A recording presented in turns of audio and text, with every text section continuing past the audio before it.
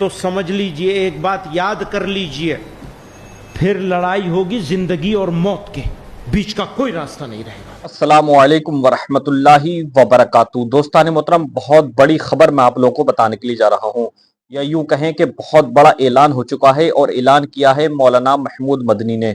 मेरे दोस्तों, जैसा कि आपको मालूम है कि मुसलमानों को किस तरीके से परेशान किया जा रहा है, कभी मदरसे अवैध बताकर मदरसों को तोड़ दिया जा रहा है, कभी मस्जिदों को तोड़ा जा रहा है, कभी किसी मुसलमान की मॉब लिंचिंग की जा रही है। मेरे दोस्तों, इसको लेकर के बहुत बड़ा ऐलान हो चुका है और दिल्ली से भी ऐलान हुआ है। मेरे दोस्तों, आखिर क्या ऐलान हुआ है, मौलाना महमूद मदनी ने क्या ऐलान दिया है, मैं पूरा वीडियो अभी आपको दिखाता हूं। अगर आप हमारे चैनल पर नए हैं तो चैनल को सब्सक्राइब कर दें। पहले आप इस वीडियो को देख लीजिए, उसके बाद आपसे चंद बातें करते हैं। आप पहले ये वीडियो देखिए। सही के लिए क्या है, मदरसा अपनी जाती जमीन में हो, इमारत मंजूरियां लेके बनाई गई हो, फायर फाइटिंग का अरेंजमेंट हो, बच्चों के रखने का जो इंतजाम हुकूक अतफाल से मुताल्लिक है उसको भी पूरा किया जा रहा हो, सरकार फिर भी अगर खराब करना चाहे, दुश्मनी पर उतर आए, तो समझ लीजिए, एक बात याद कर लीजिए, फिर लड़ाई होगी जिंदगी और मौत के बीच का कोई रास्ता नहीं रहेगा। जब तक ये नहीं है तब तक हम भी बहाने ढूंढेंगे बचने के, दूसरे तरीकों से, भाई अच्छा ठीक है वक्त दे दो, हम इसे ठीक करा लेंगे। जो हो सकता है कानूनी सहारा कोर्टों का। हिंद को नाज है जिस पे वो निशानी हम हैं, ताज और लाल किला के यहाँ बानी हम हैं। हमसे हमारी आइडेंटिटी मांगते हो? खुदा की शान वो नादान समझें बेजुबा हमको कि जिन पर रहम खाकर मुफ्त में बख्शी जुबा हमने। आओ कभी डिबेट करो कायदे से। हम जानते हैं कि जालिम जाहिल होता है, जालिम कानून की जुबान नहीं समझता, जालिम के सामने कानून की कोई हैसियत नहीं होती। पार्लियामेंट के दरवाजे पे मत्था टेका जाता है, बाबा साहब भीमराव अंबेडकर के संविधान के सामने सर झुकाया जाता है, और यही ड्रामा करने वाला पूरे हिंदुस्तान में इलेक्शन में जा जाकर बाबा साहब के संविधान की धज्जियां उड़ाता है। इसका लेक्चर देखो, इसकी पिक्चर देखो। जिस संविधान का शपथ ग्रहण पार्लियामेंट में हो रहा है, उसी संविधान को अपनी बोली से कुचला जा रहा है पूरे हिंदुस्तान में। हालात जब इस तरह के मुल्क के हो गए हैं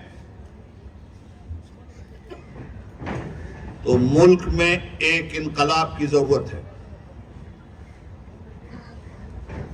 पार्लियामेंट करप्टेड लोगों से भर गई है।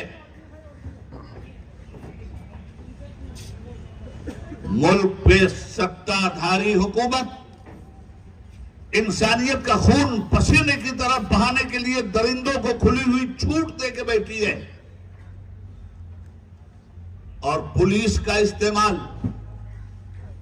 देश की जनता की हिफाजत के लिए नहीं हो रहा है। पुलिस का इस्तेमाल एक दरिंदे और भेड़िए की तरह किया जा रहा है। पुलिस का काम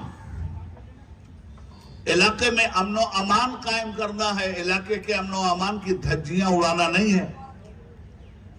मैं किसी इलाके का नाम नहीं लेता। जिस मस्जिद के अंदर मंदिर तलाश किया जा रहा, करो तलाश।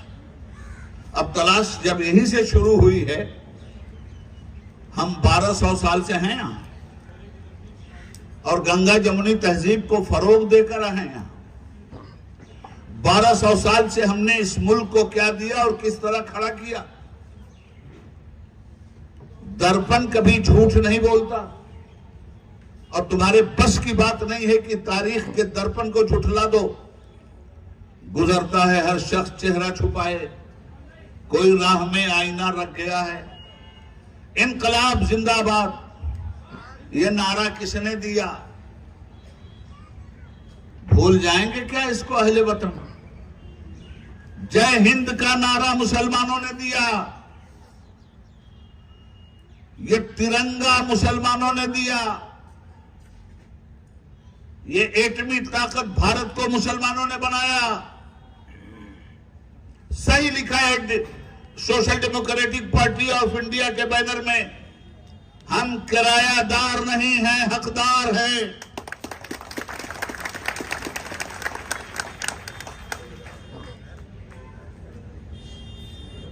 मुसलमानों को कहां कहां तलाश करोगे, क्या क्या तोड़ोगे? सबसे पहले जाकर के अब वही इतना ही बाकी रह गया कि इंडिया गेट तोड़ दो, इसलिए कि इंडिया गेट पे जितने वीर शहीदों के नाम लिखे हैं उसमें 60% से ज्यादा मुसलमान वीर शहीद हैं।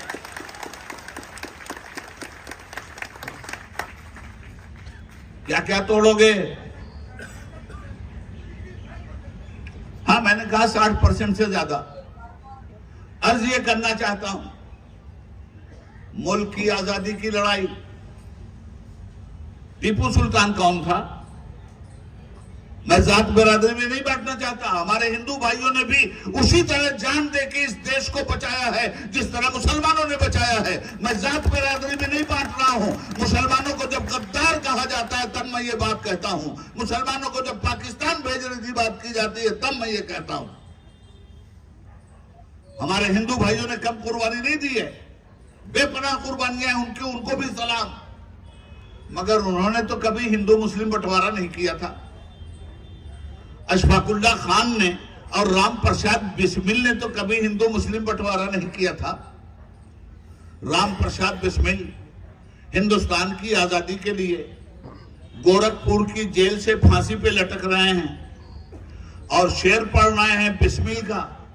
एक बात और ध्यान में रख लीजिए, सरफरोशी की तमन्ना अब हमारे दिल में है, देखना है जोर कितना बाजुए कातिल में है। पढ़ते हैं ना लोग।